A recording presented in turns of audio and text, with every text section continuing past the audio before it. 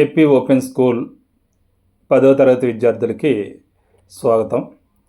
ఈరోజు చెప్పుకోబోయే విషయం ఇంగ్లీష్ సబ్జెక్ట్ గురించి చెప్పడం జరుగుతుంది. మీ అందరికీ తెలిసిందే, ఇంగ్లీషు 10th క్లాసులో అన్నది అందరికి కామన్గానే ఉంటుంది. ఇది 202 అనే నెంబర్తో ఉండడం జరుగుతుంది సబ్జెక్టు. ఎప్పటికే మీరు అందరూ బుక్స్ రిసీవ్ చేసుకుని ఉంటారు. దాంట్లో first lesson theme personality development. దీంట్లో 3 పాఠాల కింద ఇవ్వడం జరుగుతుంది, రీడింగ్ టెస్ట్స్.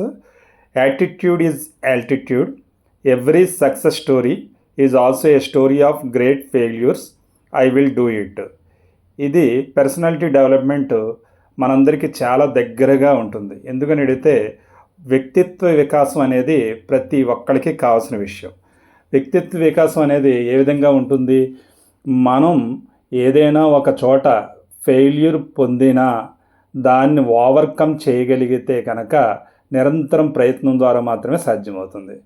ఈ విషయాన్ని ఈ 3 పాఠాల ద్వారా విద్యార్థులకి చెప్పడం జరుగుతుంది.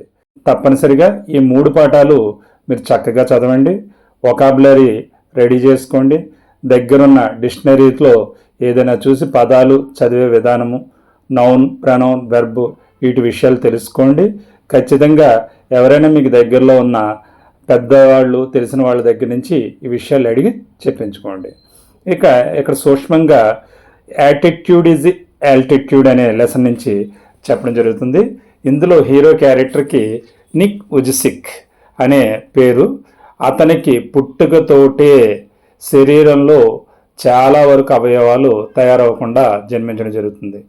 అయినప్పటికీ ఆత్మవిశ్వాసం అనే దాన్ని కోల్పోకుండా ఏదైనా సాధించాలి, దేవుడు ప్రతి ఒక్కరిని కారణ జన్ములుగానే జన్మింపచేస్తారనే ఉద్దేశంతో అతను క్రైస్తవ మత ప్రచారకుడుగాను, పర్సనాలిటీ డెవలప్మెంట్లో అందరికీ ఉత్సాహాన్ని, ఉత్తేజాన్ని కల్పించే అరేటర్గాను మారడం జరుగుతుంది.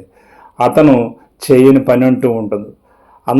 అతను ఎప్పటికి కూడా అదే కార్యక్రమంలో కొనసాగుతూనే ఉన్నారు. లివింగ్ లెజెండ్ కింద చెప్పచ్చు. యాటిట్యూడ్ అనేది ఉంటేనే అదే ఉన్నత స్థానానికి తెలియజేస్తుంది.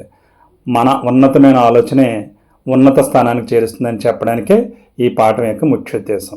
ఇంకా every success story is also a story of great failures అని చెప్పడం జరుగుతుంది.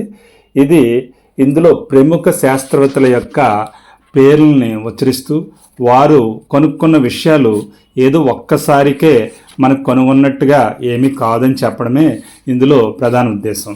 శాస్త్రవేత్తలే కాదు, సామాజికవేత్తల గురించి కూడా చెప్పడం జరుగుతుంది. అందులో అబ్రహం లింకన్, ఇతను అమెరికా అనే దేశానికి 16వ ప్రెసిడెంట్ అనమాట. అమెరికా అనే దేశం ఈరోజు కూడా అతిపెద్ద దేశంగా ప్రపంచంలో చెప్తూనే ఉంటాం. అటువంటి దేశానికి అధ్యక్షుడయ్యారు. ఇతను ఫెయిల్యూర్స్ లెక్కెట్టుకుంటే కనుక తన జీవిత కాలంలో కనీసం కౌన్సిలర్గా కూడా ఎక్కడ చేయలేదు, డైరెక్ట్గా అధ్యక్షుడయ్యారు. నల్ల జాతి అంటే అక్కడ జాతి అనేదానికి ప్రధానంగా అమెరికాలో తెలుపు, నలుపైన జాతి భేదాలు ఉన్నాయి. అందులో నల్ల జాతికి చెందిన వ్యక్తి అన్నమాట. అట్టడుగు స్థాయిలో అడవుల్లో పుట్టి పెరిగిన వ్యక్తి అమెరికాకి అధ్యక్షుడు కాగలిగాడు. చెప్పులు కుట్టుకునే వృత్తి చేపట్టిన తండ్రి యొక్క కొడుకు ఇతను. అయినప్పటికీ తన ఆశయాల్ని, ఆలోచనల్ని విజయం కోసం వరించేదాకా తన ప్రయత్నాన్ని ఎక్కడా విరమించుకోలేదు. ఇక్కడ మెయిన్ కావాల్సింది ప్రయత్నం విరమించుకోకూడదు. మనం అనుకోవచ్చు ఓవర్ నైట్లో స్టార్ అవుతామని, అలాంటిది ఏమీ ఉండదు. నిరంతర ప్రయత్నమే మనల్ని ఉన్నత స్థానంలో కూర్చోబెడుతుంది. ఈ పాఠంలో ప్రధాన ఉద్దేశం, వీరి యొక్క పరిచయం ఏంటంటే మనం నిరంతరం ప్రయత్నిస్తూనే ఉండాలి, గమ్యం దిశగా అడుగులు వేస్తూనే ఉండాలి. అది చెప్పడానికే అబ్రహం లింకన్ని ఎగ్జాంపుల్గా చెప్పడం జరిగింది. అంతేకాకుండా మనందరికీ తెలిసిన థామస్ ఆల్వా ఎడిసన్ మనందరికీ ఎందుకు తెలిసినట్టే బల్బు ఎవరు కనిపెట్టారంటే అతనే. బల్బుని ఏదో ఒక్కసారిగా కనుక్కోలేదు, దాదాపు 1000 సార్లు అందులో ఫెయిల్ అయితే మనం ఈరోజు వాడుకుంటున్న బల్బుకి మొట్టమొదటి రూపం తీసుకొచ్చింది ఆయనే. అంటే 1000 ప్రయోగాలు ఫెయిల్ అయినా అతను ఎక్కడా నిరుత్సాహపడలేదు. అతను ఏమనేవారంటే 1000 పద్ధతుల్లో చేయకూడదన్నమాట, ఆ తర్వాత పద్ధతిలో ప్రయత్నించాలి అని ఆ ప్రయత్నాన్ని మొదలుపెట్టేవారు అనమాట. అలా మొదలు పెడితేనే మనం ఈ రోజున ఎలక్ట్రిసిటీ, కరెంట్, బల్బ్, దాని యొక్క సౌకర్యాలు అనుభవిస్తున్నాం. ప్రయత్నం అనేది నిరంతరం కొనసాగాలి అనేదే ఈ పాట ముఖ్య ఉద్దేశం. అలాగా అనేక మంది వ్యక్తుల్ని ఇందులో పరిచయం చేయడం జరుగుతుంది. అంతేకాకుండా మనలో దృఢ సంకల్పాన్ని నింపడానికి ఒక వ్యక్తి యొక్క బయోగ్రఫీని చెప్పడం జరుగుతుంది. అతను కూడా లివింగ్ లెజెండే, నారాయణమూర్తి గారు. ఇన్ఫోసిస్ నారాయణమూర్తి గారు అంటే మనందరికీ తెలుస్తుంది. దాదాపు 180 దేశాల్లో ఈ కంపెనీ ఇన్ఫోసిస్ అనేది ఉంది. ఇది ఒక సాఫ్ట్వేర్ కంపెనీ అయినప్పటికీ అతను చదువుకున్న తీరు, కింద స్థాయి నుంచి ఒక కంపెనీ పెట్టి ఉన్నత స్థాయికి ఎదిగిన తీరు ఇందులో సుధామూర్తి గారు తెలియజేయడం జరుగుతుంది. ఎంతో చక్కటి పాఠం. ఇక్కడ కేవలం అతనికి ఆలోచనే కాకుండా విజ్ఞానము, చదువు పట్ల అనురాగం ఉండడంతో అతను ఉన్నత స్థానానికి చేరడం జరిగింది.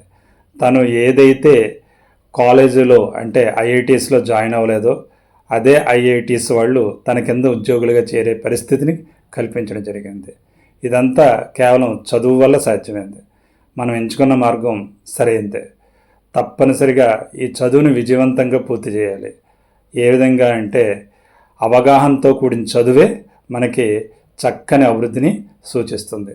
కావున ఐ విల్ డూ ఇట్ అని మీరు కూడా అనుకుని తప్పనిసరిగా చదవాలి. ఈ 3 పాఠాలకు సంబంధించి మనకి ఇక్కడ కొన్ని లక్షణాలతో కూడిన 1 వర్డ్ సబ్స్టిట్యూట్స్ ఇవ్వడం జరిగింది. అది పేజ్ నెంబర్ 28 ఉంటుంది టెక్స్ట్ బుక్లో. అందులో 14 మాటలు ఇవ్వడం జరిగింది. ఎన్నో వాక్యాలు రాసే బదులు ఒక్క పదంతో ఆ మీనింగ్ అంతా చెప్పడాన్ని 1 వర్డ్ సబ్స్టిట్యూట్ అంటారు. ఇది పరీక్షల్లో కూడా పడుతుంది. ఈ 14 పదాలని మీరు చదివి ప్రాక్టీస్ చేసుకోండి. Thank you. All the best. మీ చెల్లి రత్నకుమార్. జై హింద్.